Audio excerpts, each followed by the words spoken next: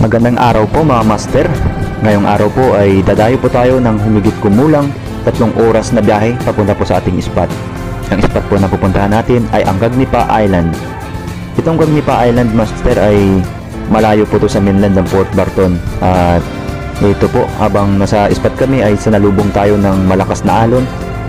At hindi tayo nakapagpwesto dito mga master sa spot dahil po malakas ang alon. Linaw dito. Doon ba naman sila mag-dive sa ginabayo-bayo ng alon? Hindi mo na magkatakutan ng hayop niya, oh. Boy, hindi mo na kabili na lang. Ganun ba naman? Ay, grabing linaw dito. Sarap mga asting dito. Sis! Magandang umaga sa inyo mga master. Nakarating na po tayo sa spot. Yung unang spot na pinuntahan natin, grabing lakas doon. Ito. Grabe. Aray, bong. Yan, nakapakalinaw po ang spot dito. Ano bang? Ano bang? Sila? Ito na, takutan na. Taga-short pa. Nagkarag na rin. Alright, so mga master, see you down. Sana makadami tayo ngayong araw. Let's go! Doon na lang sa kabila. Ay, doon talaga ito mag-dive. Malalaki sa doon, oh. Baka malaguno doon, imo. Aray! Crystal clear water ba? Hindi ko madaya itong spot na to.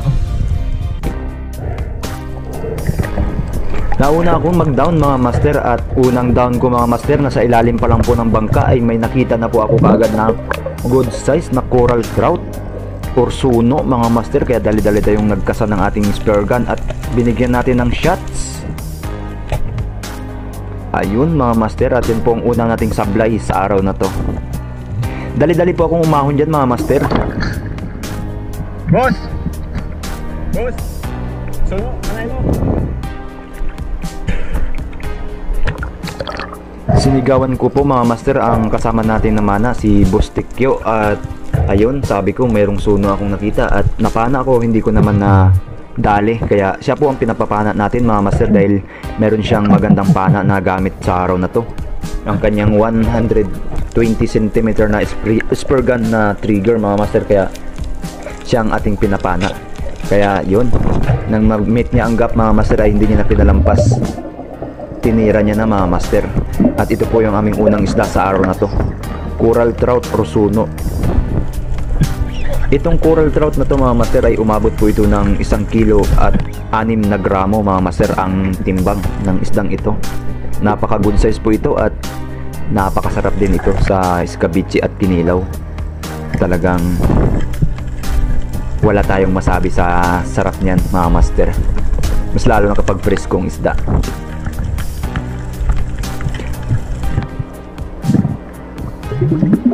Pagkatapos po namin mga master ma-recover itong isda na napana namin ay nag-move po kami sa unahan ng bahura na to dahil may malalim po doon mga master na nasa almost 15 fathoms ang lalim. At hindi na namin inatubili ni Boss Tikyo yun at sinisid po natin yun mga master. At yun nga ay may nasalubong tayo ditong mga suno na naman, isang good size na suno, almost kilo rin ito mga master. At ito, habang nilalapitan natin siya ay papalayo rin siya sa atin mga master kasi nahalata niya na tayo dahil sa nagulat siya sa bubbles na lumabas sa ating snorkel. Kaya ayun, pero na-meet pa rin natin mga master ang gap na hinihingi nating distansya. Kaya nung tinira natin na yun, kulang naman mga master sa power ng pana. Kaya ito, pagka-move po pala namin sa unahan mga master, si Boss Tikyo ay nakadali na naman siya ng snapper mga master. Almost 15 fathoms na po itong nilalangoy namin mga master o sinisisid namin. At ito po ang aming pangalawang isda sa araw na to. 4 po pala kami ang nagdayo mga master sa spot na pinuntahan namin na almost 3 hours yung naging biyahe natin. At sa islang ito ay ang gaganda ng mga isda dito mga master. At just take time or makakapag ano rin tayo ng magandang spear gun mga master. At mas magandang spear gun, mas magandang huli.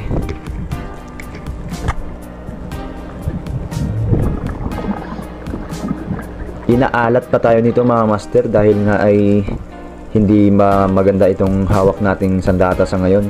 At ito, may nakasalubong naman pala tayo diyang suno mga master. Almost kilo rin yan. At humarap pa sa atin yan, kaso lang ay medyo malayo pa siya sa distansya na hinihingi ko, kaya sumuot siya sa bato mga master. Di ko na rin tinira yan. At dito mga master ay lumubog na po tayo dito upang maghunt sana ng mga labahita na mga good size. Ang problema lang mga master ay ang iilap ng mga isda dito. At medyo mababaw lang po itong spot na to mga master, kasi ay almost 1.5 hour na po kami nagda-dive at nagpatabi kami dahil hindi na po natin makaya ang spot doon sa unahan dahil po ay napakalalim. Ito po yung naging unang isda natin.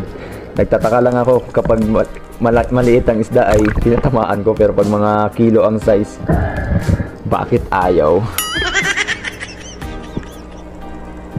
Nagbutom tayo dito mga master at may pinanapatala tayo diyang ilak sa ilalim ng batong ito. Kaya ito po yung naging pangalawang isda natin sa araw na to.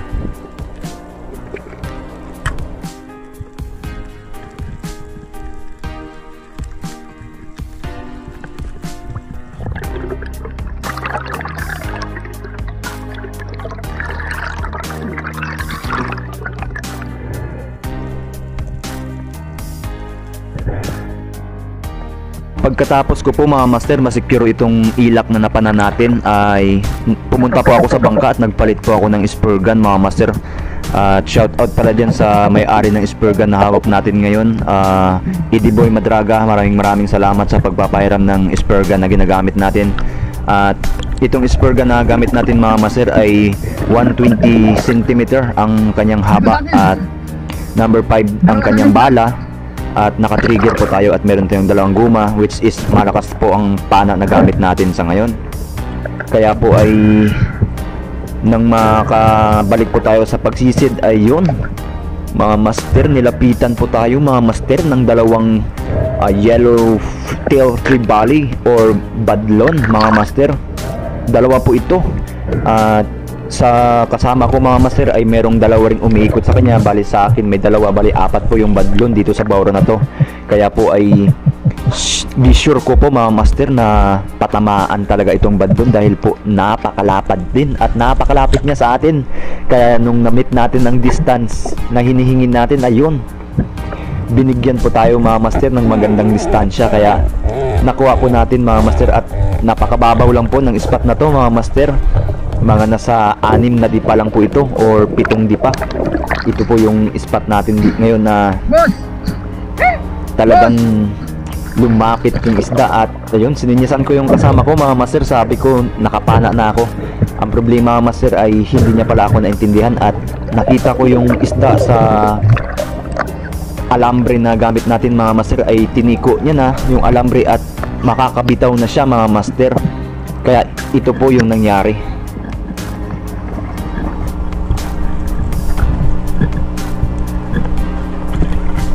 Tiko na po mga master yung number 5 na alambre na stainless na ginagamit natin. At ayun, hindi po lumapos mga master at misto lang matatanggal na po sa isda. Kaya ayun po, nakabitaw ang isda mga master. Sayang at dali-dali po tayong umangat dyan dahil wala na tayong hangin. At ayun, sinabi ko kay boss na nakapana ako ng tribali at nakawala doon sa pana na gamit natin. Kaya gi-check niya yan mga master upang hanapin ang isda doon sa bato kung saan man sumuot, kasi yung ilalim nito mga master ay malalaking bato. Kaya hinanap po yan ni Boss Tikyo. Kaya ito po yung mga nangyari mga master.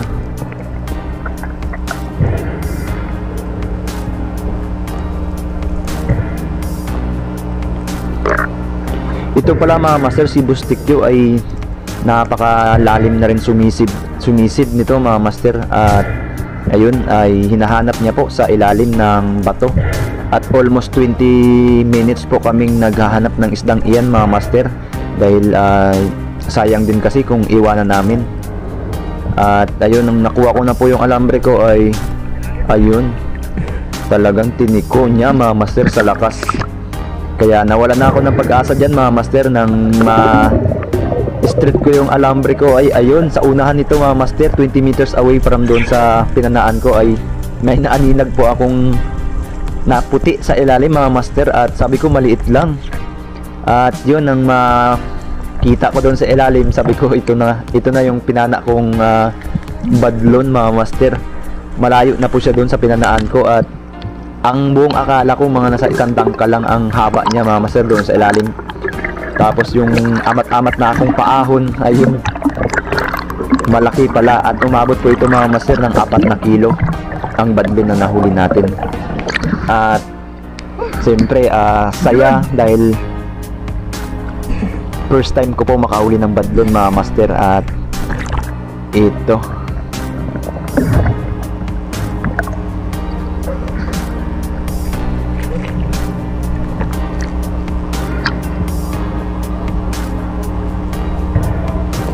yan po yung malaking isda na nahuli ko ngayon sa araw na to mga master. At pagkatapos ko po mga master masit ang pana na ginagamit natin at masecure itong isda, ay may nakita na naman ako mga master. Ayun, isang napakalaking giant trevally mga master. Maglalaro po yan ng mga 11 kilos, at may kasama pa pong 2 badlon na naman dun sa kanan ko. Nang hindi ko na mapansin na parang hindi babalik ang trevally mga master, ay pinagtuunan ko na lang to ng pansin ng 2. Yung una po sana ang papanain ko, kaso ay malayo, kaya ito na lang po yung nagpapahuli. Nasa sa same size din naman po sila, kaya kinuha natin yan mga master. Naguguri ako mga master kasi medyo napababa yung tama, kaya nung makaahon ako ay nagsisigaw ako ng double shot sa mga kasama ko kasi sayang naman baka makawala. Kaya dali-daling pumunta yung mga kasama ko mga master.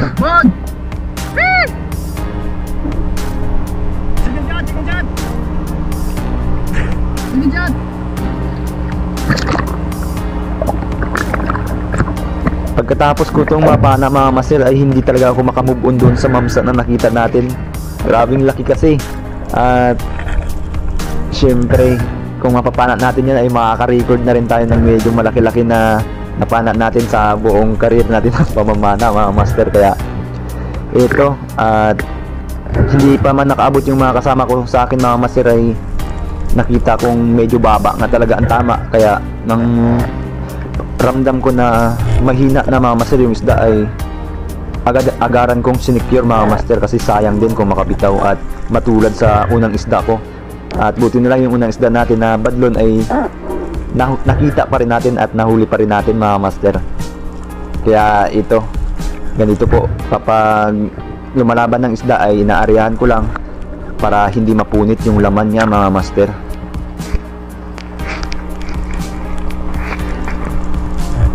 Ito po yung pangalawang isda natin sa araw na to mga master, isa na namang badlon. Ang spot na to mga master ay daanan ito ng mga malalaking isda katulad ng mga mamsa at mga badlon at mga rumpi, pero sa time na to ay hindi po kami nakakita ng rumpi at tanigi. Kaya ito ang buong nangyari mga master. Nakadalawang badlon po tayo dyan, at nagkukwento ako sa mga kasama ko dahil sa nakita kong malaking badlon at malaking mamsa.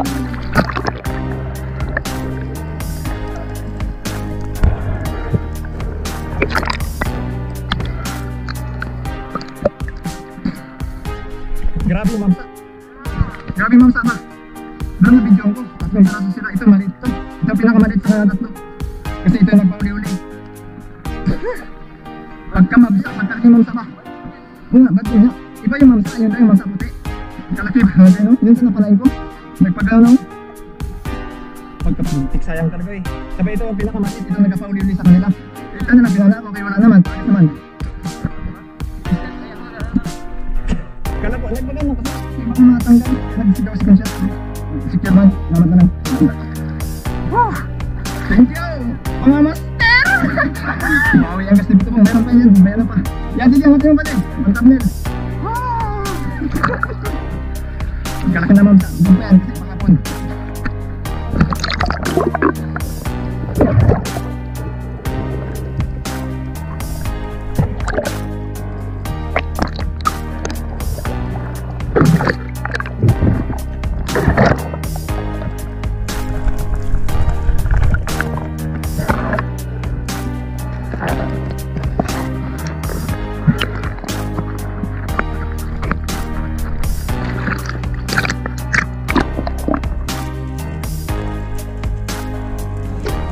Pagka-secure ko po mga master ng dalawang badlo na nahuli natin ay dinaanan po tayo ng sinasabi nating green jobfish or malaguno. At mahaba na rin sana, kaso lang po ay mailap mga master. Kaya nung sa kabilang pagpamanan natin ay dinaanan po tayo mga master ng kawan ng mga yellowfin trevally or yellowtail trevally. At hinigaan natin sa bato siyempre para hindi tayo malata dahil nakakumupladso tayo. At nang mabit natin ang gap, ayun, tinira na rin natin mga master. Tinira na rin natin ito mga master kasi sayang yung dayo natin dahil po ay ma-expenses masyado sa gas na pagta-travel papunta sa dayo. Kaya ang trevally po na ito mga master ay umabot po ito ng kalahating kilo.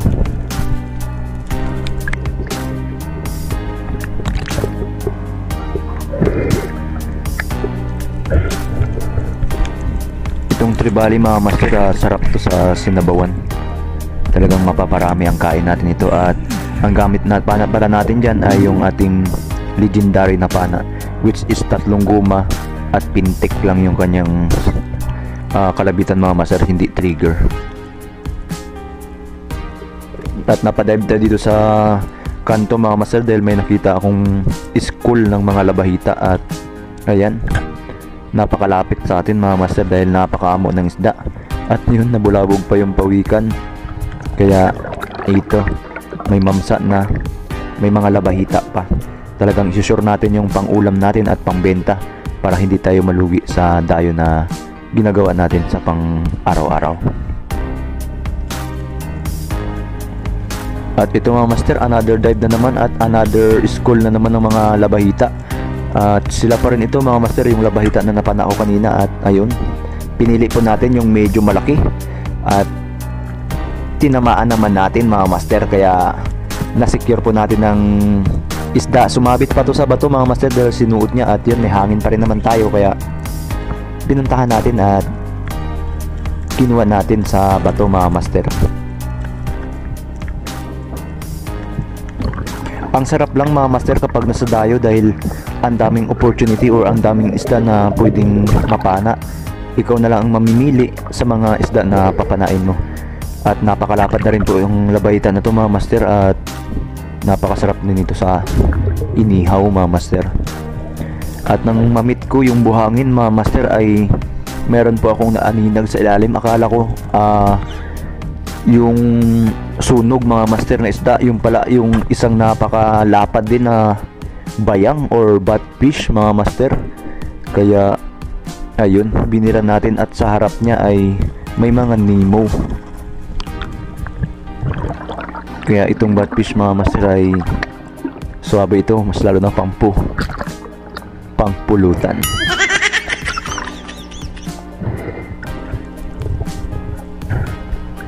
Sa spot na pinanaan namin na ito mga master ay marami po ang bayang dito mga master.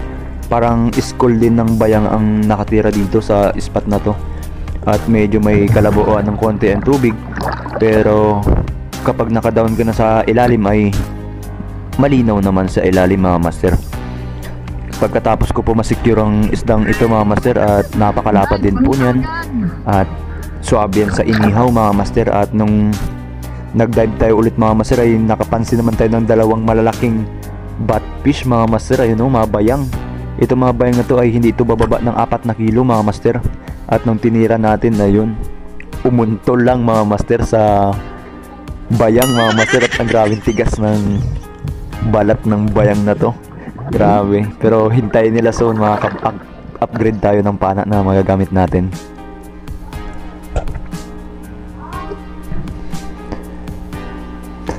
At na-timingan lang natin mga master yung dalawang trevally.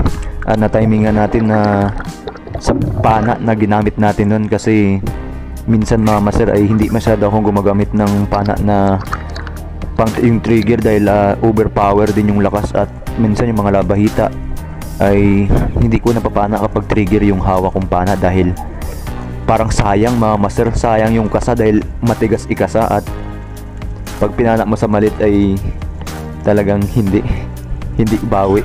Kaya sa dive ko na to mga master ay may mga grupo po ng ilak dyan mga master, kaya nagtago po ako dito sa may malaking bato. Kaya nang mamit ko po itong gap mga master ay ayun, putok po ang isang masarap na pang-ihaw.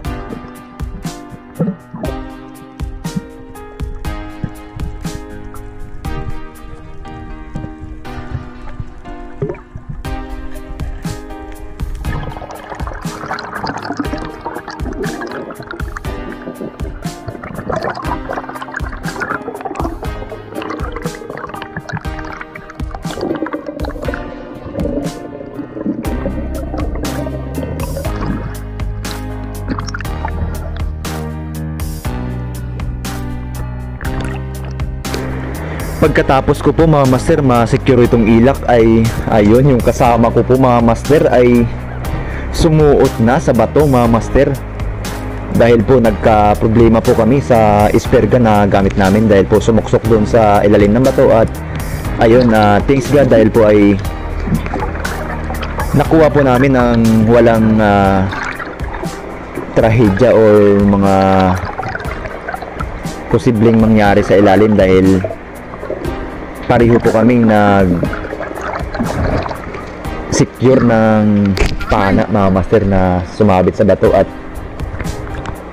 hindi po kalayuan mga master, yung kasama ko po ay nag-down po siya mga master kasi po meron na naman pong dalawang badlon mga master at ihigit po 4 na kilo rin ang size nito. At ayun, hindi niya po masyadong ma-meet yung gap na hinihingi niya mga master, kaya hindi niya nakakuha itong badlon na 2 dumaan sa amin. At pagkatapos ko pong maayos yung pana ko mga master ay meron na naman po akong nakitang napakalaki rin mga master na malaguno na naman sa buhangin na ito mga master. Medyo may kalaliman na rin at hinahantay ko lang na umikot siya sa akin para bibigyan ko ng shots kasi nasa 2 meters away pa ito ang layo niya sa akin, kaya hindi talaga kayang abutin ng pana ko yun. Kaya pinatsambahan ko na lang mga master baka sakali, pero hindi talaga umabot. Kaya ito, nag-dive ako ng panibagong dive mga master sa buhangin pa rin mismo ng bahura na to. At ang ilalim ay medyo malabo-labo na. At ayun, nakakita po tayo mga master ng badlon. Ang problema, ang gamit natin pana ay hindi yung pang malakasang pana. Kaya nung sa ilalim na ako, siguro mga nasa 12 patong na rin ang lalim nito. Ayun mga master, at hindi talaga kayang-kaya na tuhugin ang pana na yun. At sobrang sayang mga master dahil po ay sa lalim na rin ng sinisid natin at hindi pa natin nakuha. Napakasayang talaga. Kaya yun, bawi na lang next time kapag may magandang pana talaga, may magandang isda. Pagkatapos ko pala mga master makadive dyan sa spot na yan ay nagpababaw na rin ako at nagpahinga. At yung kasama ko po si Bustikyo ay nadali niya po yung kasama ng badlo na yan mga master, at nagkukwentuhan kami ni paring Laki doon sa napana ni Bustikyo. Ang laki po mga master ang napana niya.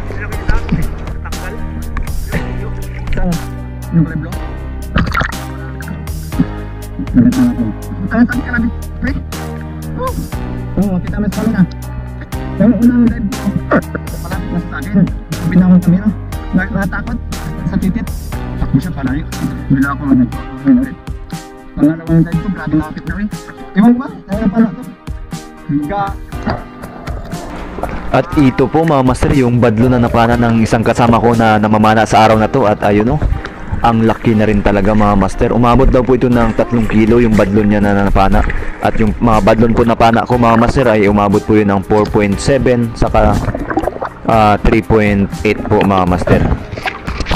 Malalaki na yung mga size ng badlon na napanan natin mga master. At laki talaga tayo sa araw na to dahil hapon na rin ito mga master bago natin sila nakuha, dahil nag last dive lang po kami dito sa spot na nadaanan namin. Kaya ayun, medyo bininas tayo sa last dive natin. Actually, nung umaga at tanghali ay wala po tayong masyadong huli mga master. Yung dumating po yung hapon, doon na po tayo nagkaroon ng isda. Kaya maraming salamat po sa Panginoon sa binigay niyang mga biyaya sa araw na to, dahil po ang lalaki ng mga biyaya na binigay niya. Kaya maraming salamat po. At sa mga bagong subscriber ko po mga master, maraming salamat. Sa mga hindi pa po nakapag-subscribe, subscribe na po kayo. Kita-kita po tayo next adventure. Maraming salamat po.